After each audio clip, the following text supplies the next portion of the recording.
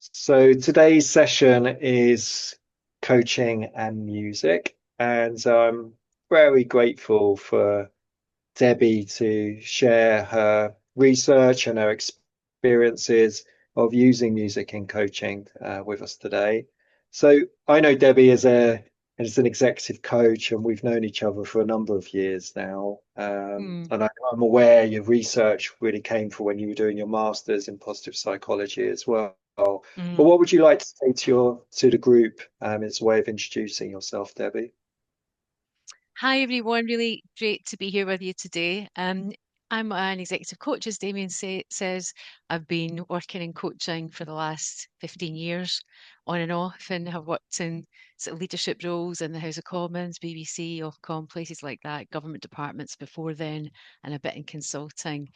But yeah, really lovely to be with you to talk about this subject of music and coaching, and I hope you find something useful to take away. Thanks, Debbie. So, and I can see some people checking in on in the chat panel. So if you do want to add a hello message and where you're dialing in from, that's always great to see.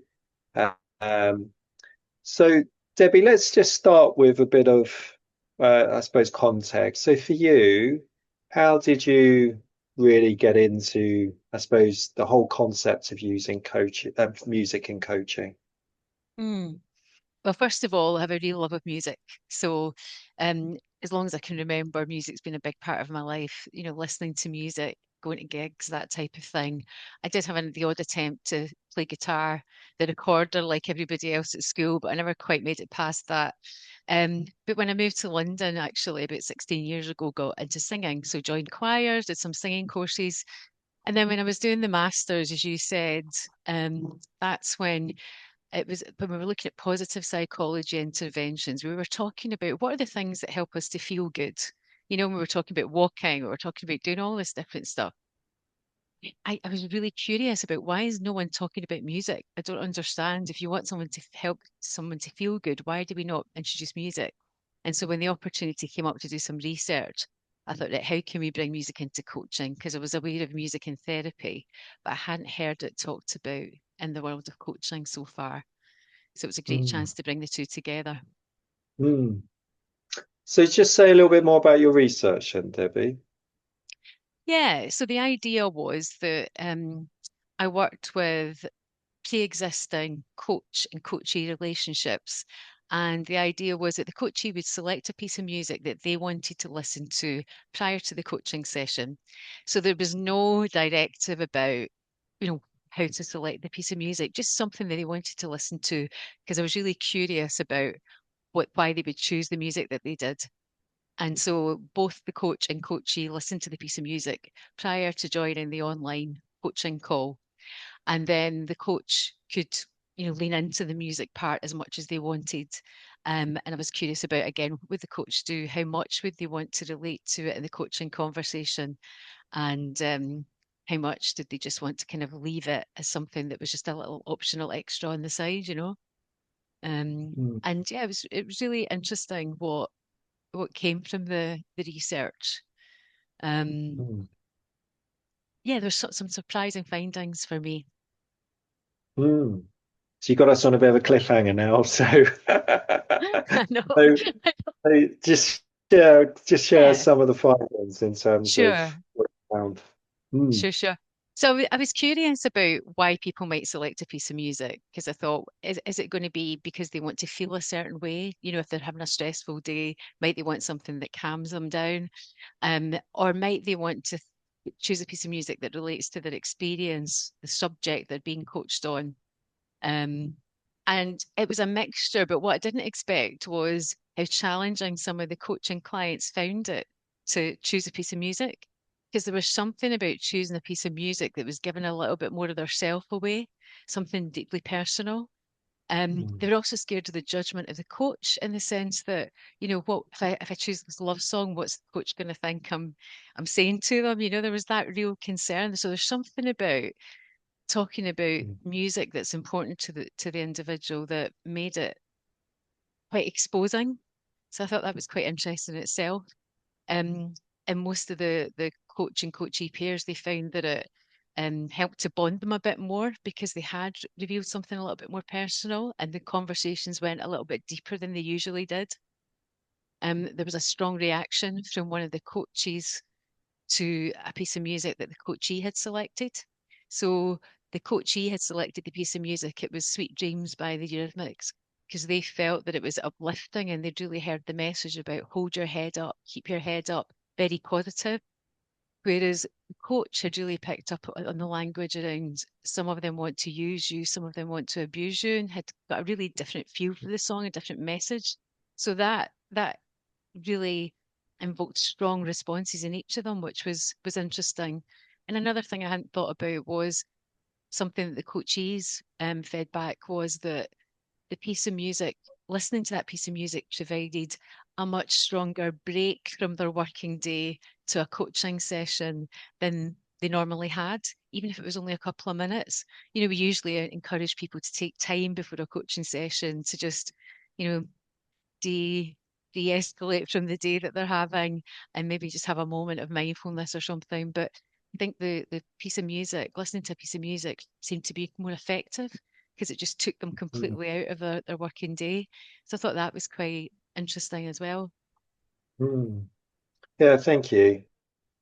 And I suppose as I'm listening, I'm sort of um, thinking in a way that it's a bit like a metaphor, isn't it? That's being shared by the coachee, and like you're saying, there's something that it's evoking in me that I'm sort of sharing with you as the coach, if we think about it from the coachee's Hmm. perspective. Hmm. Um, so yeah, so I'm sort of just noticing then, the need for the coach to receive that in an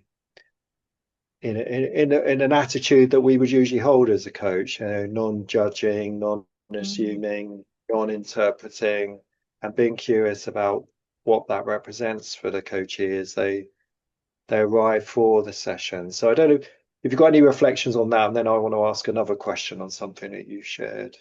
Yeah, of course. Well, I think what's really important about using music is it's so rich because you have the tempo, you have the instruments, you have the metaphor within the lyrics. So there's Mm, so much involved in the music that can mean something to an individual. Personally, I always really listen to lyrics, other people don't. So even that curiosity about what it is about that piece of music that really resonates for the person. And I think what's interesting in my research, I just used it as a piece of music to listen to prior to the coaching conversation. But you mm, could also ask the person to reflect on, you know, for a new client, for example, something to represent where they've come from, their history, something that mm, represents where they are at this moment in life, and something that represents where they want to be.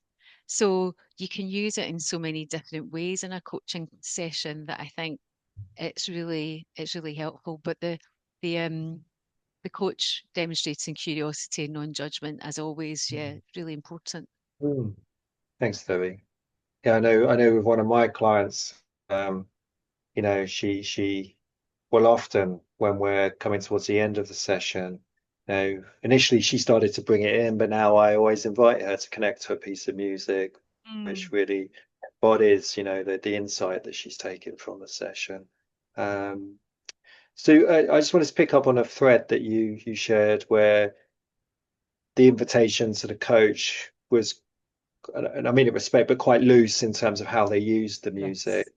And I just wondered if there were any insight into how proactively the coaches were using the music, apart from, it's a way of enabling the coachee to become very present and I suppose reflective as they move into the coaching. Yeah, did you see Mm. any results around that? Yeah, the more the coach sort of leaned into referring to the music, inquiring about, first of all, the choice of that piece of music, but also what it meant to them, how it related to the situation that they were in at the moment, or where they wanted to get to, the much richer the conversation they were having. And in Mm, the case where there was more depth, there was more. So there was more depth in terms of discussing the music. There was more depth in the session that they both reported. It felt like they'd had a very different level of conversation than they would usually have. And I think Mm, that's the important thing because a piece of music can invoke memories, being brought back really quickly, and it can change state in someone really quickly. It can be quite high impact. So mm, just being aware of that and the potential for the reaction to a piece of music, both in the coachee and in the coach, is really important. mm. Yeah, yeah. I'm just going to say to the group as well, as you're listening, please do add any questions that you may be holding about using music in coaching. So I can come to those questions in a short while. But I know I shared this with you, Debbie, when we first spoke about doing this session today, but and some people on the call may have attended our group coaching skills training, but there's a piece of music that we use in that training where we're working with the participants around more advanced listening Mm, approaches. And it is a very evocative piece of music. And mm, I'm always aware of what that piece of music may evoke in some participants, such as strong emotion, as you're mm. saying, memories, etc. So, just from your experience around this approach, what would you say are some things that coaches, you've already mentioned a couple, what do coaches really need to consider and be aware of if they were contemplating, introducing an intervention with music, for example?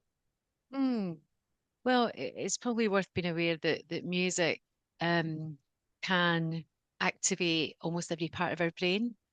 And because of the introduction of language as well as the music in itself, if it's obviously music with vocals, um, it's more impactful in activating our emotion center than just anything visual is. So I think that's really important. It can help to modulate stress. It can release dopamine. And it even goes deeper than that because it impacts the part of our brain that's our kind of mind wandering network. So when we're just reflecting and we let our mind wander, it's activated by music, as is another part of our brain, which is about our self identity, sense of self, creativity. And when it's music that we like, the the parts of our brain associated with mind wandering and sense of self connect really actively. But when it's a piece of music that we don't like, the part that's about our sense of self almost shuts itself down and stops communicating. So it's like protecting our identity. So I think there's just something about music um, can be such a deep um, activator for people that it does create a real sense of self. And if you think about it, when you're young and you might join a tribe of people that like a certain type of music, it's part of our identity. It's really important to us. So it's just the power of it, the strength of it Mm, is really impactful. So just being aware of how impactful it can be for people, I think is important. That you might get a strong emotional response, and that's okay. But as always, we just need to be prepared to hold it. Um, and mm, that's if we're listening to the music in the session itself, what that might do to us. So I think the choice of when we use the music in the session is important, or whether it's something that we do outside the session itself. Um, and mm, for me personally, I'd always let the coachee choose the music. Whereas, and I know in some therapeutic context, the therapist will choose the music. I mm, would, my preference is to stay away from that because it's such a subjective thing. mm. Yeah, I'm hearing that, and that piece of, maybe evoking a piece of music that represents a towards state, a resourceful Exactly. state to the coachee versus something they don't want, might be a way into this. But that's where I think I'm very mindful of the responses of the participants to the piece of music that we play, because again, Mm, it's our choice and there is an intent behind that. So just there are some couple of themes that are coming through. So differences between music with lyrics versus perhaps Mm, more instrumental or classical music. Anything around that, Debbie? You just from your research. yeah. Yeah, yeah. I mean, and in the research, there was a mixture. There was, as I said, like a pop song, a eurythmic song. There was a piece of Indian classical music, where the difference in the different instruments was referred to. Mm, And one of the coachees was actually someone who leads an orchestra. And so his choice was a piece of music that his orchestra was working on at that moment in time. But I'm not aware of um, any, the research around the impact of vocals versus non-vocals. But I think what's important is it's whatever resonates with the person, you know. mm, Um, mm, I think that's the key thing. If they're the coach is in charge, they're making the choice. It's what's mm, ever impactful for them. mm. Thank you. And then a reflection from Rachel. You mentioned that some coaches found it hard to select a piece of music. Did the coaches have any strategies or next steps, or did they just leave it and move on? Mm. Well, in this case, I mean the coaches, because I'd prepped them for the interview, the coaching sessions that were coming up. I'd done the interview with them in advance, explained what the research was about, explained about selecting the music, and it was really up to them. It was me they were coming back to rather than talking to their coach about it. But what I would say, in my own experience, I run something called Reflection Room, which is a space for people to come together regularly and just reflect about what's going on for them, working life. And sometimes I'll throw in a question about what's your theme tune going to be for the next week? And, many people react really positively and think you can come up with something, but sometimes there's some people that just don't. And I think with anything that we use in coaching, it's always an invitation, right, to try something. And if it doesn't work for that person, if they don't find it easy to connect to a piece of music, that's fine. Just, I wouldn't use music with that person necessarily. It'd be interesting though to see when the seed's planted, is it something, as you said, they come back with later? So sometimes it's just opening a door for people to walk through if they want to. Mm. Yeah, thank you. Thank you. Um, and then we've got a quote, did any of the sessions hiccup or come to an end because of the emotional activation? No, and I think that's partly because I chose pre-existing relationships in my research. So I think they felt comfortable enough to deal with the situation between them. Um, and certainly in my own practice, that hasn't happened because I think Mm, it's part of your contracting and inviting the person to use it. Um, and I guess it's like anything, at any point a client could become really emotional just because of what they're talking about. So it's just how you would normally deal with that. Is how you would, mm, approach it. mm. Yeah, I'm really keeping them in that place of okayness and keeping it human to human connection, as Yeah. you're saying, Um, And it's also just remembering the catharsis for people when they get to, mm, release some of that emotion. Remembering it can be a really obviously useful thing for people. mm. Yeah, yeah. And that's that phrase, it's phraseology, coaching may be therapeutic, it's not therapy, but emotion is part of it. So it Yeah. really leads us to a point from Emma. She's asking whether you normally contract at the start of an engagement or during coaching for using music. Think it'd be normally be spot contracting on that. So when it comes up, I mean, people will see from our website that I use music in coaching, but I guess it's just like any other approach I might take. When I'm introducing myself to the client, I'll talk about the different approaches I might use to work with them, but I'd never be prescriptive that this is how I'm going to work with you because I wait to see what comes up for them. Um, but normally it'd be more in the moment. Um, Introducing the idea of referring to music could Mm, be really helpful. mm, mm. And we have got a couple of questions around the sort of contracting. So the sort of things you'd usually say, Debbie, if you were gonna introduce this as a an intervention, to aid Mhm. reflection, to aid the awareness. How might you language that as an introduction? Yeah, I mean, if, as you say, if it's a future state thing about, them choosing a piece of music that reflects how they want to be, it's going to be quite light touch. Would it be helpful to think about a piece of music that might represent you when you are feeling your most confident? How would that feel? And some people, will be like, and ponder for a moment and come up with something. And often you can see a change in their face immediately as they start to think of that piece of music. But for Mm, others, you might get a less, keen response, in which case that's okay, and we choose something else.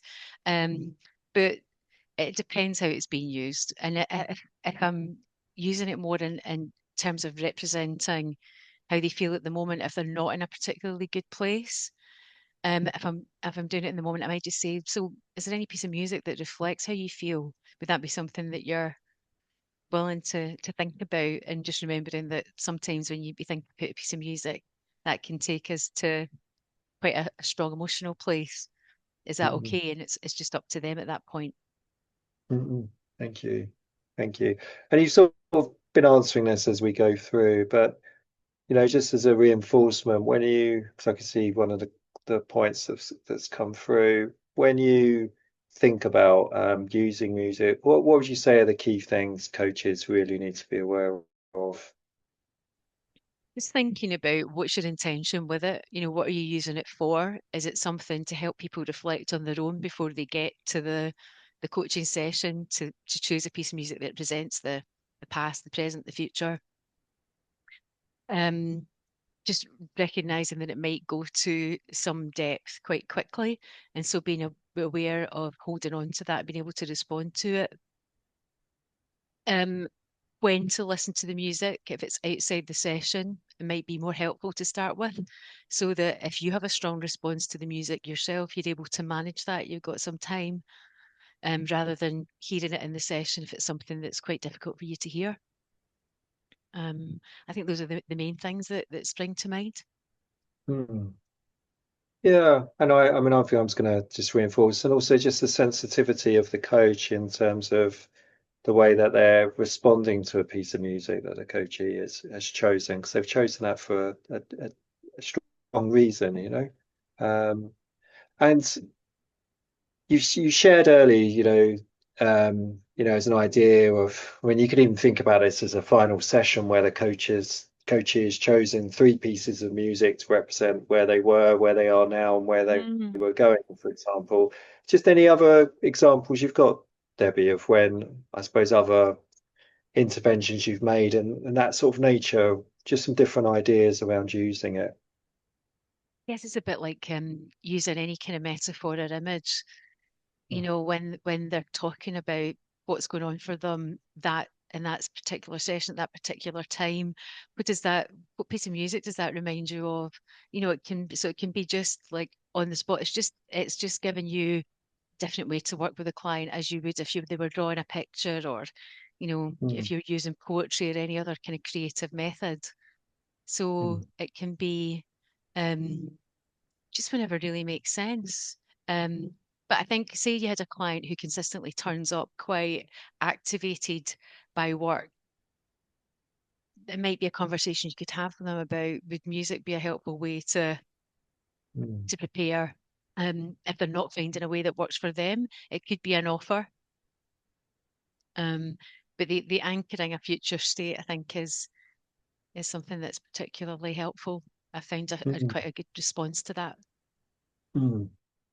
Yeah, and I know with my client, when she's had a bit of a breakthrough in the session or an insight, that's when I've tended to invite her to then connect to a piece of music that represents that for her. Um, and I was struck earlier about like you could really see the passion in you for music as you were talking about, I suppose your own backstory in terms of where you got to the research, and it sort of feels important that if coaches are going to experiment with this, they try it on for themselves first. So perhaps there may be a piece of music that represents coaching session. I'm just thinking about ways they could build it into their reflection after a coaching session to explore perhaps in supervision. Absolutely. It's like everything, isn't it? It's like it's worth trying it on yourself first. So playing with some of this yourself to see how easy you find it. So if you were to ask everyone at the moment to identify a piece of music that reflected how they feel in this moment, what is your response to that? Is it easy? Is it difficult? Because for some people, it's quite quick to access. And for other people, not so much, takes a bit more thought. It feels a bit more alien. Um, Mm, and I guess it's about our personal connection with music, isn't it? How important is it for us? Therefore, how I think it can be still impactful um, for other people if they're not necessarily completely into music, because most of us have got a piece of music that means something to us at some point in our lives. mm. Yeah, and it could be a bit of home practice, between the sessions, go away and explore, a piece of music that represents this situation for them, perhaps, which they can Exactly. bring to the next session, maybe a soundtrack, who knows. So, Mm. so Debbie, anything I haven't asked you that you would like to just add around this topic? I think like any other method, it's available. It's something to try. It's not something that's particularly well researched, but I think it's worth experimenting with if you're open to trying something new, which being on the call suggests you might be. But I'm also really interested to learn from other people as well about, what they do it if they've used music before, how they use it, how it's worked for them. So I'm open to collaborating and sharing ideas with people because I think it's something that's just evolving. Mm. So happy to learn from others. Mm. And Debbie, if people want to get in contact, what's the best way to connect with you? Yeah, I've got a little slide with my contact info on if anybody wants to get in touch. I've got a website, um, and obviously there's always LinkedIn. And if anybody wants to come to the reflection room that I mentioned, you are um, very welcome to. You'll find that on my website. Thanks, Debbie. Really appreciate you sharing your research. And I hope there's some things that people are going to take away and have a play with now in terms of for themselves and their own reflective practice. As ways to ground themselves and get present before or after a coaching session, as of course experimenting with clients as well. So thanks for your time and your input today, Debbie. You're welcome. It's been a pleasure.